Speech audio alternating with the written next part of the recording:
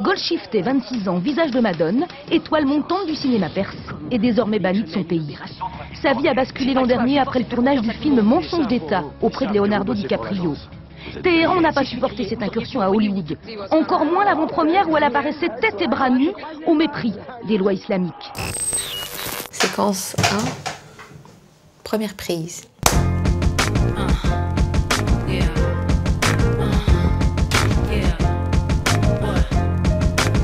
J'ai 30 ans, lui. Bah alors, c'est très bien, toi. عاش تحكيني فرنساوي أنا بفهم عربي. Moi, je t'aime. Don't joke about these kind of things. No, I'm not joking, I'm perfectly serious. Cause I need it so bad, I would give you everything, just so I could start my life over again. Là, tu joues dans un film qui s'appelle Go Home. Et j'ai une question très stupide. Il faut savoir que je pose que des questions stupides. Génial. Ça veut dire quoi, home, pour toi? Home, c'est la grande recherche de ma vie. C'est où? La maison. C'est très drôle parce que la maison, on a l'impression c'est les murs, mais c'est tout ce qui est à l'intérieur. C'est pas des murs. J'ai perdu ces murs-là. Mais l'espace à l'intérieur, j'essaie de retrouver ça. Cet espace perdu, mais sans les murs, parce que les murs, ils peuvent être bombardés, comme en Syrie, ils peuvent être... ils peuvent disparaître. Mais j'essaie de construire une maison invisible, sans les murs, comme ça personne ne peut me reprendre. Est-ce qu'elle est quelque part, ta maison, ou tu as décidé qu'elle n'aurait plus d'adresse? Alors finalement, après 8 ans que j'habite dehors d'Iran, j'ai décidé que je vais habiter quelque part. Je vais poser mes valises quelque part. C'est où? Peut-être je vais dire quand je vais là-bas, parce qu'on ne sait jamais. Mais c'est un endroit près de la nature, assez central, parce que les endroits que j'aime bien, c'est soit dans les jungles au Brésil, en Australie, c'est un peu loin, c'est pas possible pour... pratiquement, c'est pas possible. C'est drôle parce qu'on est quand même à l'époque de la mondialisation, oui, où tout le monde peut faire le tour du monde juste en regardant son téléphone et son Instagram. Oui. Et toi, on a l'impression que tu rejettes tout ça, mais que tu veux voir les choses en vrai tout le temps, tout le temps, tout le temps. Pour moi, le luxe et la richesse, c'est le temps, de pouvoir profiter du temps. La seule chose qu'on ne peut pas acheter. C'est pour ça les gens qui sont assis quelque part en train de pêcher, eux, ils sont beaucoup plus riches parce qu'ils sont en train de vivre le temps. Ils ont le temps. Nous, on n'a pas, on est toujours en train de courir derrière. Après, quand on est vieux, on ne le peut pas acheter et on meurt. Voilà. Voilà. Fini. Est-ce que toi, tu as le temps dans ta vie? J'ai pas le temps, mais au moins, je suis consciente de ça. Mais des fois, c'est pour ça que je fuis et je vais m'asseoir quelque part et je peux sentir le temps. Je vais dans les forêts, je vais dans les communautés, que ça peut être un peu drôle et un peu ridicule, même si je raconte les choses qu'on fait. Vous faites quoi? Je sais pas. Regarder le coucher de soleil, comme le truc plus cheesy, comme on dit, comme on a envie de vomir. Mais bon, après, c'est ça. Au moins, je vois le jour qui se couche. Comme ça, je vois la vie qui peut se coucher. Pourquoi tu dis que c'est n'importe quoi? Moi, je m'attendais à des trucs... non,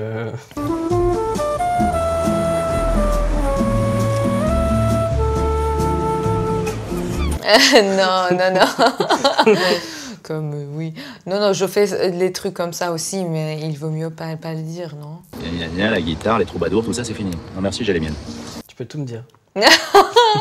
Devant ce genre-là, peut-être après, en cachet, je vous dis qu'est-ce qu'on fait, des trucs dingues. Quand on voit ton histoire, qu'on voit ton histoire en Iran, ce qui t'est arrivé, le fait que tu aies après fui le pays, que maintenant tu n'as plus envie d'y revenir, on a l'impression que même cette histoire-là, elle est déjà derrière toi. Je crois que c'est la nécessité de m'adapter à des situations comme un caméléon. Et je crois aussi l'histoire d'exil, c'est comme de perdre un bras. On arrive à vivre sans. Et on est obligé d'avoir des autres habilités, de parler des autres langues ou de beaucoup d'autres choses. Ça fait mal, ça fait très très mal et ça demande beaucoup d'énergie. Mais finalement, on arrive, c'est nécessaire. Et j'essaie de voler, j'essaie d'utiliser cette situation, même d'exil, toutes ces douleurs-là et le deuil que j'ai par rapport à mon pays, quand même, je l'ai perdu, de le transformer en lumière, en quelque chose qui peut m'aider moi et peut-être de donner un cadeau aux autres. Tu es la première actrice iranienne qui a tourné à Hollywood avec DiCaprio. Thank you, Aisha, for inviting me in your home. Really.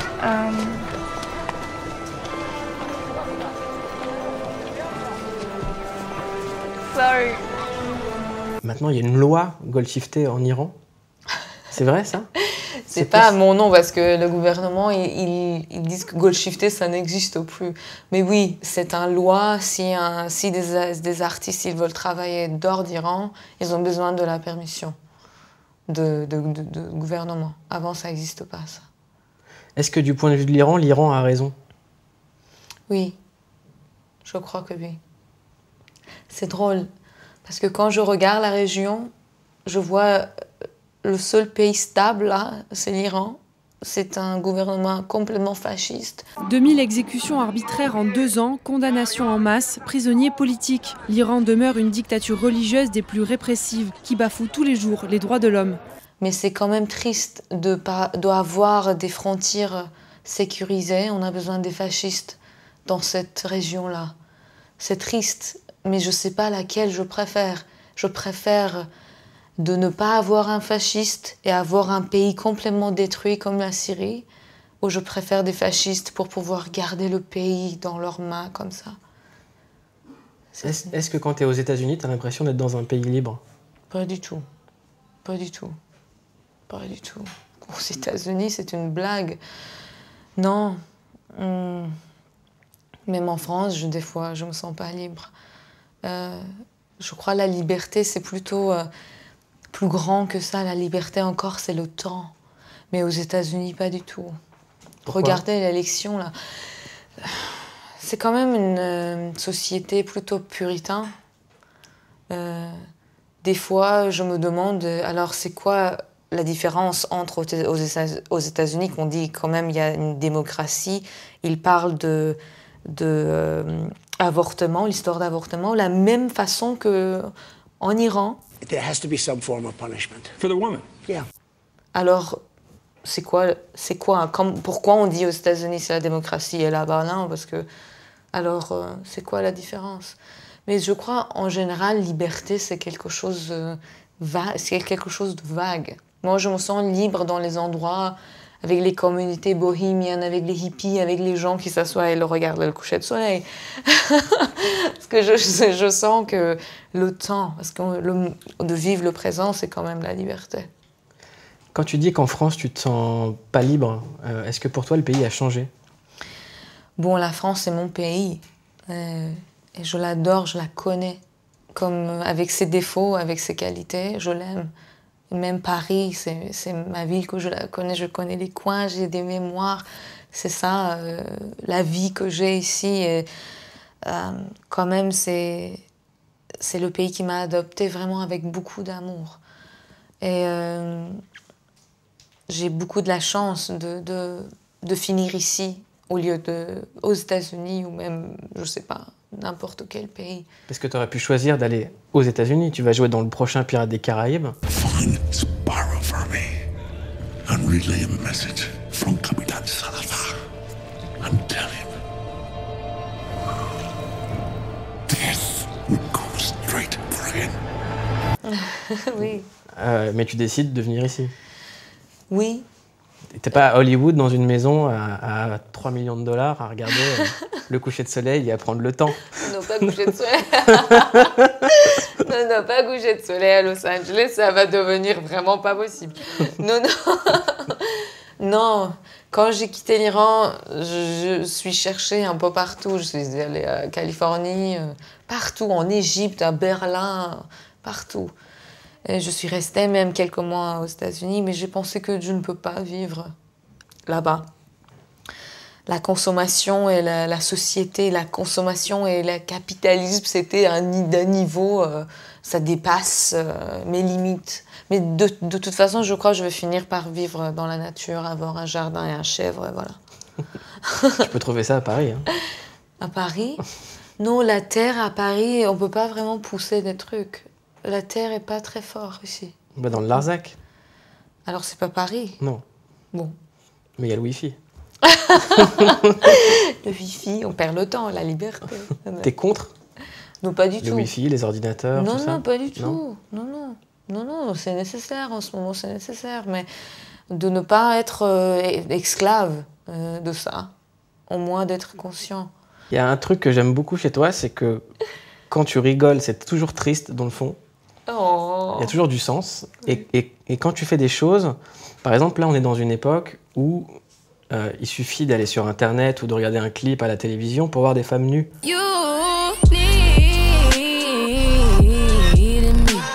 Tout le temps. Toi, quand tu prends une photo et que tu te mets nu, ça devient dramatique. Ça a un sens. Oui. Est-ce que tu peux nous expliquer cette histoire de ta photo de toi nu et les conséquences que ça a eu?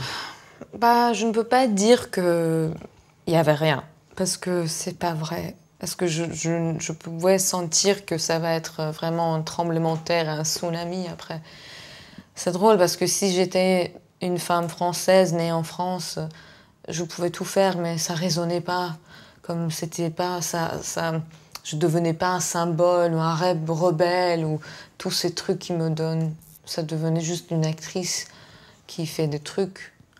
Mais pour moi, je crois, des fois je me demande c'est quoi le problème d'humanité avec les femmes et leur corps et leur apparence et existence. Pour moi, l'histoire de Burkini, c'est la même chose. C'est quoi? C'est on a des problèmes avec Daesh, on attaque les femmes sur la plage. Le Burkini, sur les plages de France et dans les piscines de France, je soutiens sans réserve les maires, de droite comme de gauche, qui pour préserver l'ordre public l'ont interdit. C'est la même chose, c'est quoi le rapport? Pourquoi, quand on est furieux, on a peur de quelque chose, on attaque toujours les femmes? Je refuse que les femmes soient voilées à l'école, à l'université, dans les services publics. Pourquoi on n'attaque pas les hommes? Je sais que, bon, il y a beaucoup de problèmes ici aujourd'hui en France avec les immigrés, avec tout ce qu'on a. On parle de ça tout le temps, ça fait des années là. Mais, et aussi avec les problèmes qu'on a là, avec le terrorisme, tout ça. Mais en même temps, on ne peut pas le jeter sur les femmes. Toi, tu as grandi en Iran, donc le voile, c'est quelque chose que tu as vu chez les femmes. Comment est-ce que tu vois la façon dont on parle des femmes voilées ici en France? C'est triste parce que de toute façon, moi, je suis je suis en exil à cause de ça. Si j'étais un homme, je pouvais vivre en Iran, j'avais pas de problème. Le même équivalent d'acteur homme, il va pas avoir les mêmes problèmes que moi. Parce que moi, j'ai pas le problème de voile. Alors le voile, c'est vraiment un grand problème de ma vie. Et c'est vrai qu'en Iran, on vécu avec ça, mais on n'est pas né avec. Et on le croit pas. On n'aime pas d'être voilé. Parce que c'est imposé sur nous. Et c'est ce que je disais sur la voile aussi, et d'assister vraiment sur... Notre problème ici en France, c'est pas une femme voilée dans la rue ou pas. La même chose en Iran. C'est pas en Iran, le problème, c'est pas mes seins et mon corps, mais ça devient quelque chose. Et je me demande pourquoi. Les femmes, la peur des femmes. Bon, laissez les femmes tranquilles quand même un peu. C'est quand la dernière fois que tu as été heureuse d'être une femme? Juste maintenant. Je suis comme tu es gentille. Non, c'est vrai, je crois chaque jour, chaque moment, chaque seconde, je suis non, je rigole. De toute façon, vous n'êtes pas content d'être un homme? Si, je suis très content que vous soyez une femme. non, moi aussi, je crois que si j'étais un homme aussi, j'aurais dû être content quand même. De toute façon, c'est quoi? Il n'y a pas beaucoup de différence, un peu. Pas trop. Oh, quand même. Un peu, quand même. Je suis en exil à cause d'être une femme. Et voilà. C'était la question d'après, c'est quand la dernière fois où c'était vraiment très compliqué pour toi d'être une femme? Ton souvenir où tu t'es dit... Mais là pourquoi? maintenant. Non, non, je rigole. Non, c'est vrai que, comme je vous ai dit, cette bras que je n'ai plus, l'Iran que j'ai perdu, c'est dans c'est ce thé que je bois, c'est dedans. L'oxygène que je sens, les saisons qui se passent, dans toutes les choses que je fais, ça me rappelle qu'il y a une manque, il y a quelque chose qui est pas là, qui devait être là. Et chaque jour, et c'est par rapport à moi d'être une fille, d'être une femme. Et aussi, ça me rappelle que j'ai payé le prix fort pour ça, pour d'être une femme et d'être un individu et vivre ce que je suis. Est-ce que quand tu feras la promotion du Pirates des Caraïbes 5, tu pourras toujours parler de ça? Bah, ils ne me demandent pas, ils vont plutôt me demander sur la copine de Johnny Depp et sur les trucs comme ça quand même. Ici, ils me demandent mes avis sur Daesh et les femmes et tout ça. Là-bas, ils me demandent les gossips de Leonardo DiCaprio et Johnny Depp. Alors c'est... Tu préfères parler de quoi? Quand même de cinéma, de l'art, des trucs comme ça. Mais bon, ça me gêne pas parce que je suis habituée. Mais bon, je préfère ça quand même, c'est plus intelligent. Tu as quand même tourné à chaque fois avec des réalisateurs hyper différents d'univers, mais qui sont pas faits pour se retrouver.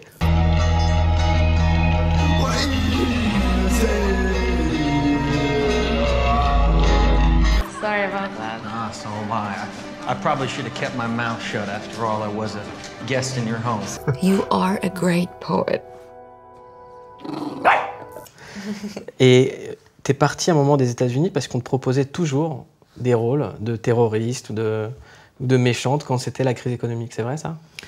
Pas vraiment. Je ne suis partie des États-Unis parce que je ne pouvais pas voir des billboards, des publicités partout. Vraiment, la consommation et le capitalisme là-bas, pour moi... C'est trop. Et c'est trop. Je peux voir comment une société capitaliste peut être destructive pour une nation. Alors, j'en pouvais plus. Mais au début, quand j'ai quitté l'Iran, pendant des années, je ne travaillais pas. J'ai pensé que le cinéma est fini. Mais je n'étais pas prête de faire n'importe quoi, n'importe comment. Est-ce que tu perds confiance en toi quand tu ne travailles pas, quand tu es acteur? En vrai, peut-être les acteurs, on est beaucoup plus en sécurité quand on a des projets à venir. Et ça ne m''a pas arrivé. Ça fait quelques années que ça ne m'a pas arrivé. Alors, je ne peux pas vraiment répondre objectivement parce que là, j'attends un moment pour pouvoir vraiment construire ma vie, chercher pour ma maison, d'amener des trucs, de vraiment faire mon placard, la cuisine, des trucs comme ça. Mais je crois que peut-être plus maintenant. Parce que là, j'ai envie de faire un peu de la musique, j'ai envie de nager, j'ai envie d'avoir un jardin et j'ai envie de vivre un peu dans une vie simple.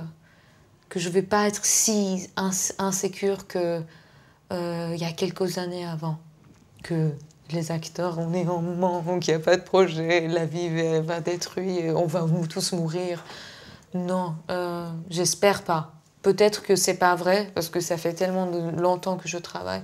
Peut-être après 6 mois, je vais me suicider, je sais pas. Dernière question, c'est quand la dernière fois que tu as pleuré au cinéma? Vous allez rigoler. Je regarde les dessins animés. Moi aussi. Et je pleure. Et je les regarde peut-être 100 fois. Et je pleure 100 fois. Et j'espère à chaque fois, peut-être cette personnage ne va pas mourir. Papa, tu te réveilles. Il faut que tu te lèves. Ou peut-être cette fois, ça va être différent. Bon, c'est un peu comme ça. Mais aussi, j'étais il y a quelques soirs dans l'ouverture de ballet d'Opéra Garnier. C'était un spectacle que j'ai essayé vraiment de ne pas pleurer parce que tout le maquillage aurait fond et c'était catastrophique. Sinon, les photos et tout ça, c'est pas possible. Non, mais je rigole, mais c'était extraordinaire. Extraordinaire. Et aussi, j'ai pleuré aussi. J'ai regardé le dernier film de Jacques Audiard. Ça m'a fait beaucoup pleurer. Dipan? 24 വയസ്സ് മകൾ 9 വയസ്സ് കുടുംബത്തോടെ 6 മാസങ്ങൾ സെത്തുപോയി ഇനി നിങ്ങൾ தான் ഇവിയാൾ. Oui. Non mais ça m'a fait vraiment pleurer. Et je le connais, Jacques. Et voilà. Mais moi, tu m'as fait pleurer dans Go Home. Vraiment? Ouais, très beau film. J'y suis allée. À la maison. J'y suis allée. Il n'y a plus de maison. Merci. Très très beau film. Oh, c'est bien. Je suis content de t'avoir vu. Et moi aussi. Vous n'êtes pas libanais? Non, algérien. Ah. On n'est pas parfait. Dommage. Sometimes you gotta let it go, just to make it possible. Sometimes you gotta do it, be willing to lose it. Freedom has no price, you know.